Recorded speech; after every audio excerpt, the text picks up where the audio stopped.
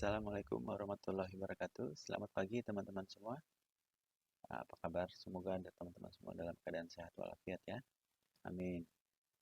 Stay at home, uh, stay health, stay study. Semoga kita berdoa mudah-mudahan wabah virus corona ini bisa segera berakhir.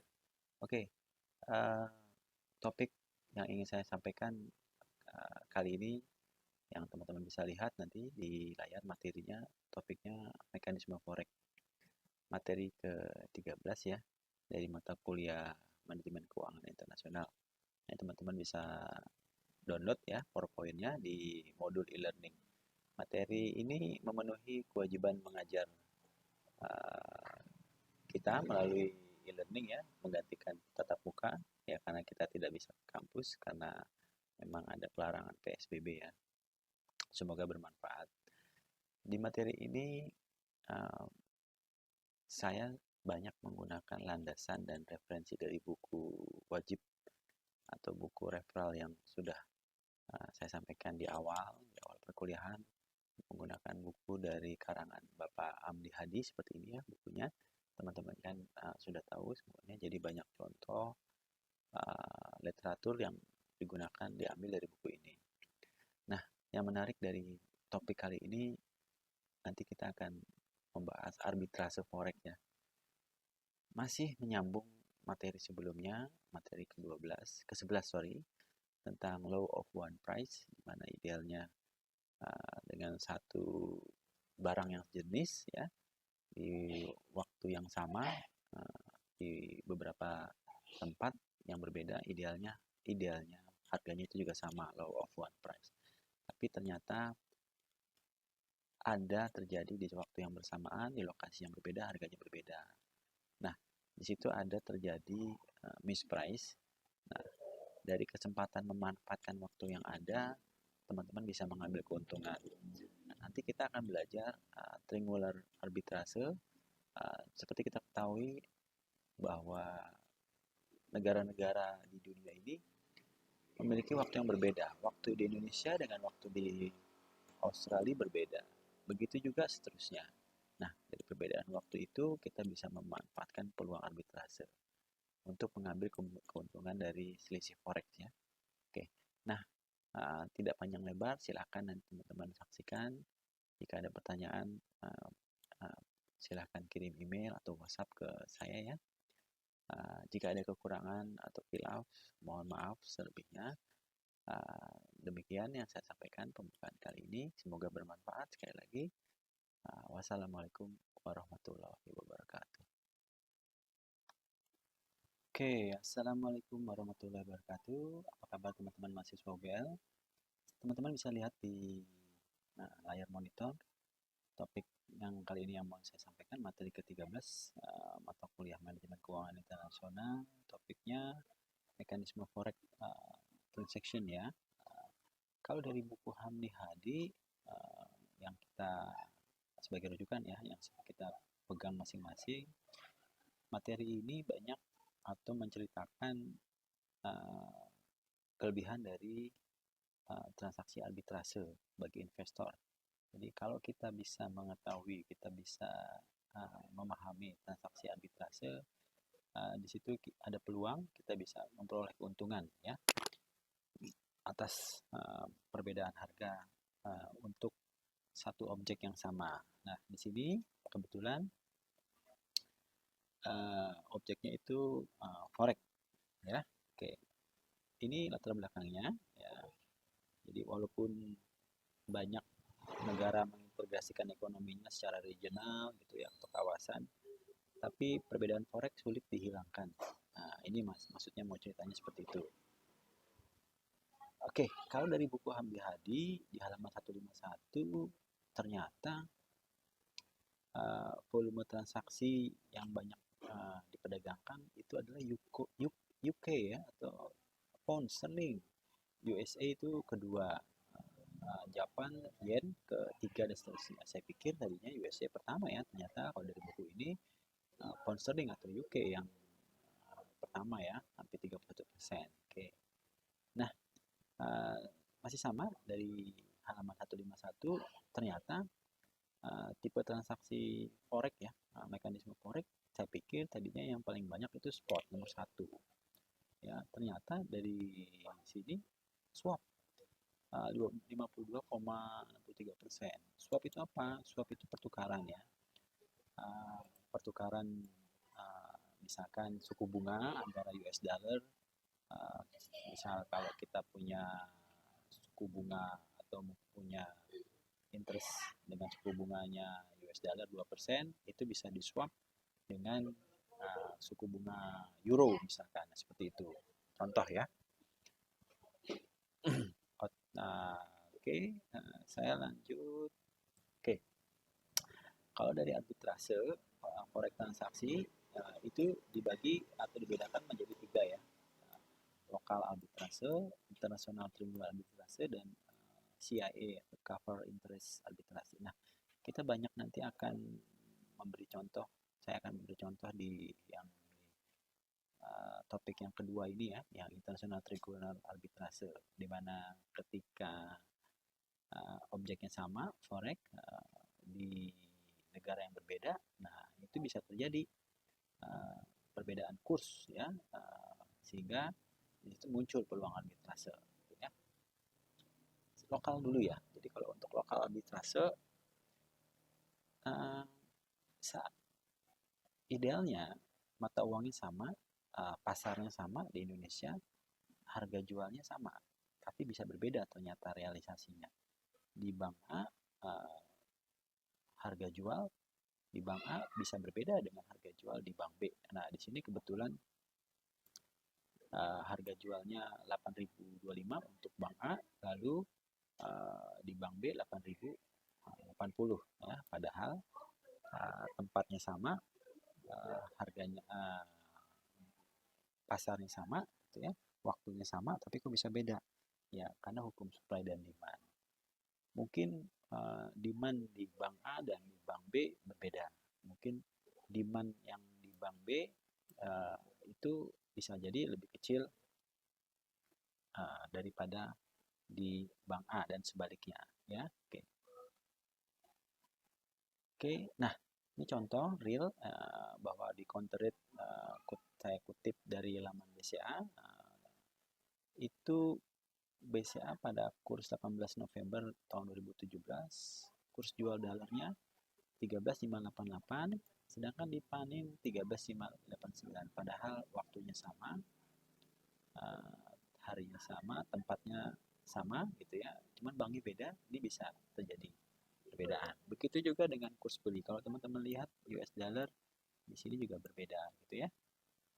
Ya, itu tadi karena posisi supply dan demand di banknya juga berbeda, tidak sama, sehingga penentuan kurs jual dan kurs belinya bisa berbeda pula gitu ya, walaupun objeknya sama, yaitu tetap forex. Oke. Nah, ini yang menarik berikutnya di triangular. Triangular berarti melibatkan 3 negara. Kita baca dulu karena ini akan menarik pembahasannya ya. Yang pertama, triangular arbitrase adalah jenis arbitrase atas perdagangan falas yang dilakukan oleh para arbitrase dengan membandingkan cross exchange rate antara 3 lokasi gitu ya. Aktivitas ini pada prinsipnya berjalan 24 jam Senin sampai Jumat karena perbedaan waktu ya. Indonesia sama Australia aja waktunya beda gitu ya. Misalkan di Jakarta jam 11 siang ya, maka di Sydney falas sudah tutup, sedangkan di Paris masih subuh. Jadi artinya di Australia waktunya lebih di depan kita dibanding Indonesia. Sedangkan di Paris dan New York itu waktunya di belakang kita. Itu maksudnya. Nah, ini ada contoh, langsung ke contoh ilustrasi. Contohnya gini. Kalau di Jakarta jam 7 pagi, di Sydney di depan kita. Dia lebih dahulu 4 jam, sekitar jam 11 siang. Di Paris, di belakang kita 6 jam, masih jam 1 dini hari. Sedangkan di London, 7 jam di belakang kita, itu masih jam 00 ya, jam 12:10 dini hari gitu ya. Di Indonesia pasarnya masih tutup. Wah, di Sydney sudah buka, lagi sibuk-sibuknya. Paris, London masih tutup ya, masih subuh. Itu ya, maksudnya seperti itu. Perbedaan waktu yang kedua, kalau di Jakarta jam 11, di Sydney sudah hampir tutup. Sudah sesi akhir. Di sana sudah jam 3 lewat 10 sore. Paris sama London masih subuh, masih belum buka, gitu ya. Nah, di Jakarta sudah sesi akhir jam 15 gitu ya. Di Sydney udah tutup. Nah, tapi di Paris sama London masih buka. Nah, itu maksudnya ilustrasi perbedaan waktu antar negara. Nah, sekarang kita ke contoh perhitungan bahwa pasar forex setiap negara itu beda-beda waktu bukanya, waktu beroperasinya, gitu ya. Karena terjadi perbedaan waktu tentunya. Dengan kondisi perbedaan waktu tersebut, seorang investor atau trader akan dapat mengoptimalkan waktu pendayaan modal dengan melakukan trading falas selama 24 jam. Ilustrasi termulat arbitrase sebagai berikut ya. Nih, misalnya contoh ini. Seorang investor dia mau melakukan trading forex ya. Investor tersebut melakukan trading dengan modalnya 100.000 euro. Jadi dia modal yang di bawah 100.000 euro. Nah, seperti ini ya. Jadi ingat key message-nya untuk transaksi triangular arbitrase ini harus ngikutin arah jarum jam. Karena kalau melawan arah jarum jam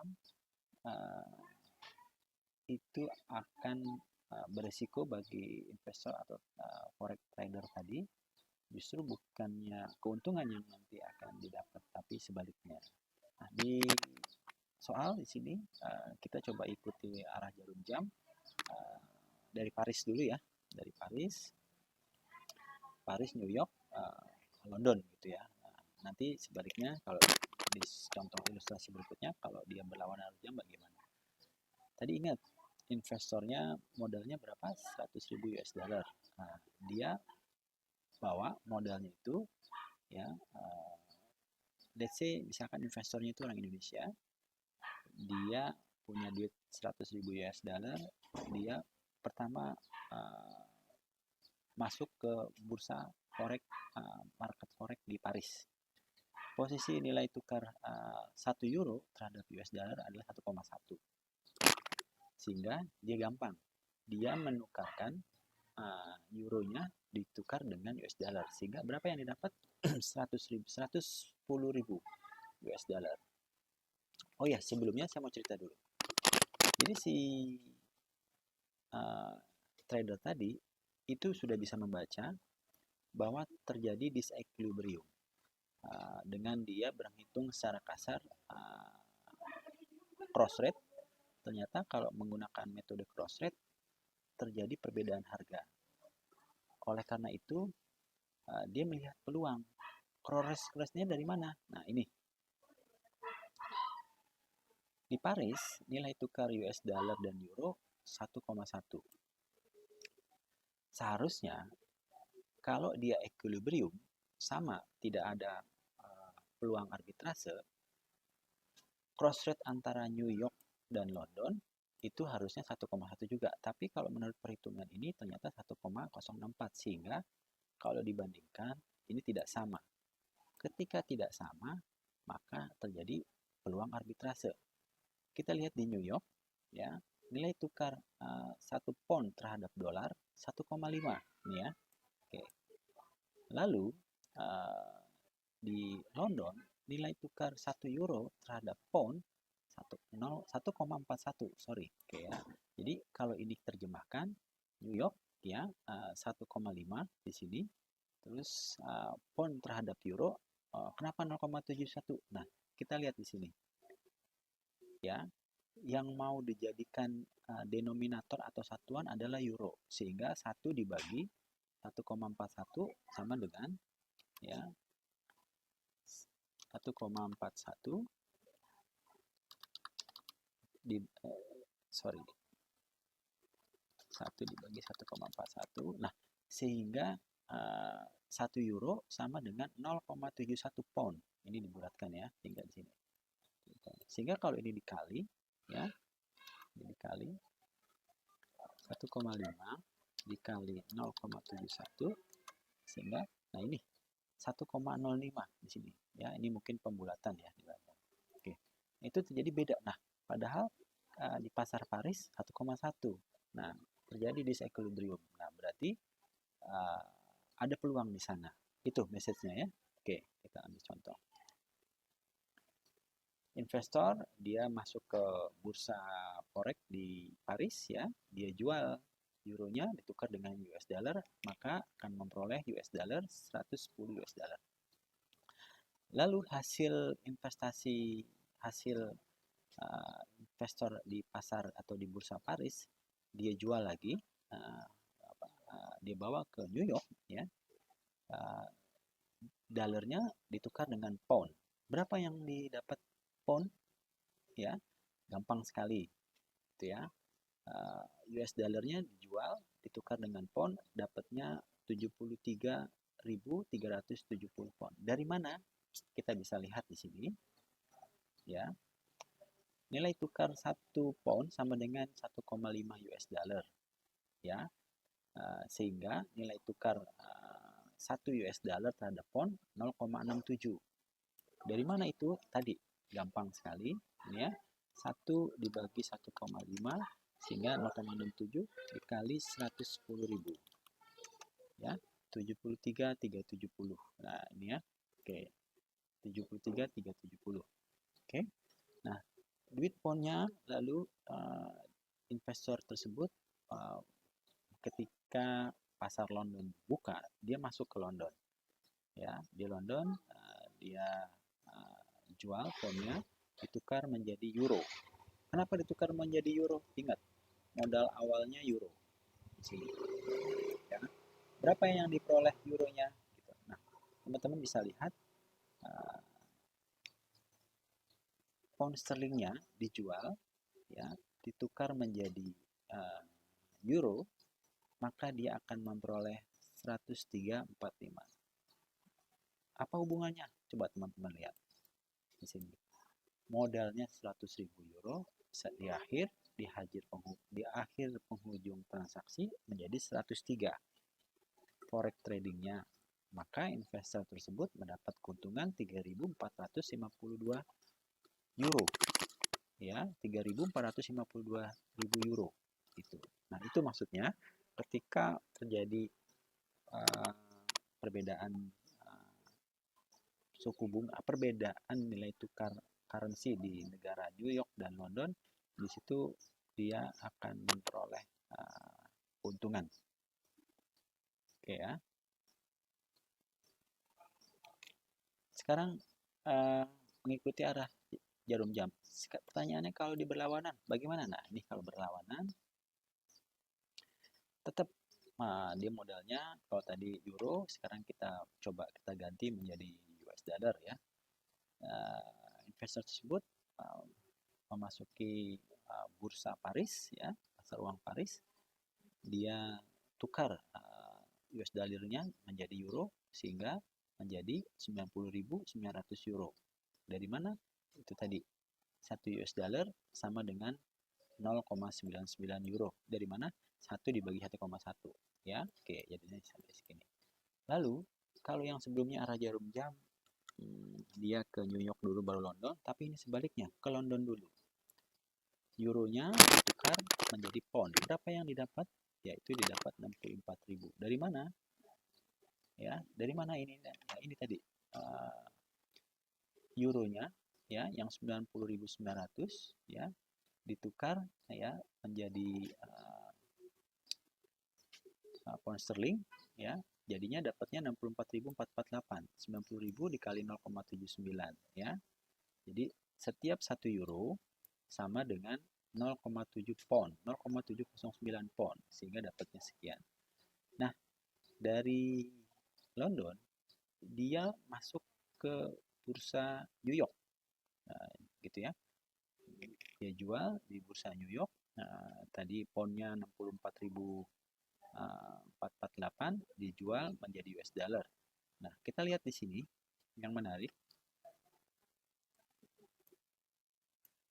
1 pound itu sama dengan 1,5. Sehingga 6448 dikali 1,5 maka dia akan memperoleh 96.672. Nah, perhatikan di sini. Ya, padahal modal awalnya 100.000 US dollar, di akhir duitnya malah menjadi 96.672, malah mengecil. Itu apa kesimpulannya? Kesimpulannya rugi. Gitu. Nah, makanya di buku Hamdi Hadi khususnya untuk forex transaction ini menyarankan untuk mengikuti arah jarum jam, gitu ya. Jadi ketika arah jarum jam diikuti itu masih ada peluang. Maka tapi harus cepat ya, karena kalau tidak nanti dia akan proses realignment ini akan mengkoreksi secara alami, ya, akan disequilibriumnya akan hilang menjadi equilibrium seimbang, sehingga ketika dibandingkan cross rate-nya itu akan sama, gitu. Oke ya, nah ini kesimpulannya untuk realignment cross rate, gitu ya. Tadi yang saya bilang kalau ini kita terlambat maka alignment atau penyesuaian penyesuaiannya itu akan terjadi sehingga peluang arbitrasenya hilang, sehingga cross rate-nya itu kalau dibandingkan tidak ada. Kalau tidak ada arbitrase, tidak ada disequilibrium, maka peluang arbitrasenya tentunya nggak ada. Maka investor tidak bisa mengambil keuntungan. Tidak ada selisih harga, mau ambil keuntungan dari mana? Gitu. Tidak, ya seperti itu. Oke, nah ini contohnya. Akhirnya kalau cross rate-nya itu align, maksudnya sudah dilakukan, sudah terkoreksi secara alami, ya, sehingga cross rate-nya ini tidak ada. Kalau ini teman-teman dikali, ini akan sama jumlahnya, seperti itu ya. Coba kita 1,26 dikali 0,09. Nah ini sama aja, jadi 0,87. Jadi ketika ini tidak ada selisih perbedaan harga dibandingkan dengan cross rate, sudah pupus, sudah peluang arbitrasi nggak ada. Jadi investor tidak bisa melakukan trading untuk mengambil keuntungan di forex market yang diinginkan, gitu ya. Oke. Sekarang cover interest arbitrase, ya. Interest suku bunga sudah pasti. Aktivitas arbitrase atau pedagang falas untuk mencari keuntungan dari perbedaan antara selisih tingkat bunga forward rate dan premium atau forward rate discount. Nah, di sini contoh, misalkan si investor punya duit 1 juta US dollar. Spot rate hari itu 1,5 dolar per pound. Forward rate 90 hari ke depan itu menjadi 1,9. Ingat ya, forward itu kontrak, gitu ya, per pound, dengan asumsi bahwa US dollar mengalami apresiasi dari 1,5 menjadi 1,49. Suku bunga di Amerika itu 2% per tahun. 1 tahun 360 hari, gitu ya. Suku bunga di UK 5% per tahun. Ya, sehingga kalau di sini soalnya 90 hari, maka 360 dibagi 9 sama dengan berapa? 4 ya. Artinya kalau 2% setahun, kalau 1/4 atau 90 hari sama dengan berapa? Sama dengan 0,5%. Gitu ya. Jadi untuk 90 hari bunganya 0,5%. Gitu. Nah, begitu juga sebaliknya. Ini 5% per tahun, berarti dibagi dikali 1/4, gitu ya, jadi 0,5. Nah, dari informasi ini bagaimana investor bisa dapat keuntungan, ya, makanya investor itu harus smart, dia harus memahami. Kita lihat berikutnya apa yang dilakukan investor tersebut, gitu ya. Oke. Menggunakan langkah cover interest arbitrase atau CIA, konversikan, dia menukar investor tersebut 1 juta dolarnya menjadi pound dengan spot rate sehingga didapat 666.666,66 gitu ya. Sebenarnya desimalnya banyak, kita sampai 2 digit saja, gitu ya. Ini dari mana? Ini tadi spot rate-nya berapa? 1,5, sehingga 1 jutanya ini ya dibagi 1,5 didapat pound. Jadi US dollarnya ditukar menjadi pound sehingga dapatnya sekian, 666 sekian sekian sekian. Lalu si investor tadi suku bunga di UK 5%. Tentunya UK mata uangnya pound ya. Lalu dia menyimpan mendepositkan duit poundnya dengan suku bunga 5% untuk 90 hari ya. Ini 90 hari. 1 plus 5% dibagi 4 sehingga didapat 675 ribu pound ya. Jadi 90 hari kemudian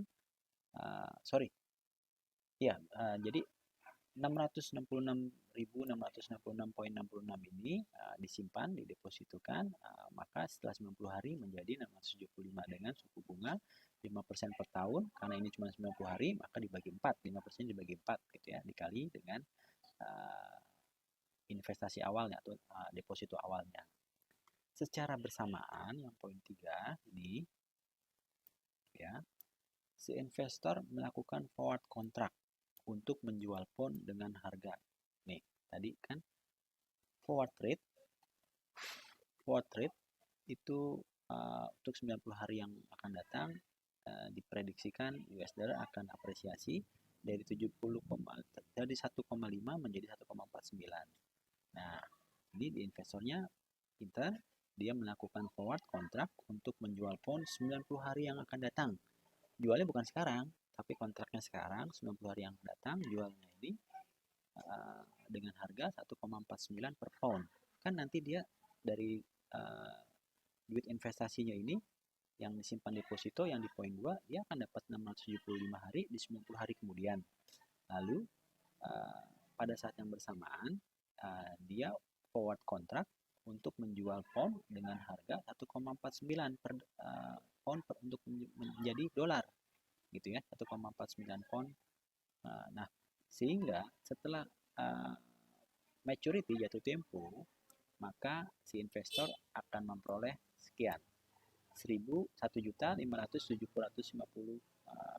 US dollar gitu ya. Ini dari mana? Dari sini.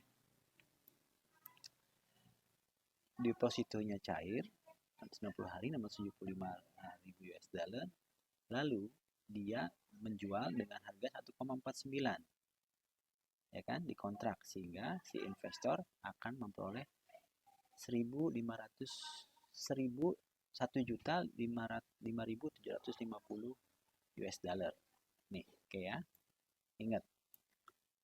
Lalu dia mengkalkulasi seandainya ya, kalau duit dolarnya itu hanya disimpan di deposito Amerika ya, US 2% suku bunganya per tahun, dia hanya mendapat ini 1.005.000 US dollar. Lebih sedikit dibanding dia melakukan cover interest arbitrase gitu ya. Dia investasi simpan di deposito pound sterling, dia tukar dulu menjadi pound sterling, maka dia dapat 675. Lalu dia secara bersamaan dia lakukan forward contract untuk menjual poundnya dengan harga 1,49 ya per pound. Jadi dijual sehingga untuk dia dapat keuntungan, dia dapat perolehan dari forward contractnya ini 1.575.000 US dollar. Nah, artinya kesimpulannya dengan melakukan cover interest arbitrase ini, investor memperoleh keuntungan sebesar 750. Oke, nah itu ilustrasinya dari cover interest arbitrase. Nah, untuk tugasnya dan materi teman-teman bisa download di e-learning teman-teman masing-masing. Ada deadline-nya ya. Nanti saya akan sesuaikan untuk deadline-nya. Untuk materi forex transaction cukup sampai di sini. Saya mengucapkan terima kasih teman-teman atas perhatiannya. Jika ada kurang dan khilaf saya mohon maaf. Untuk masukan dan saran bisa kirim via WA atau email. Oke. Stay at home, keep safe, and assalamualaikum warahmatullahi wabarakatuh.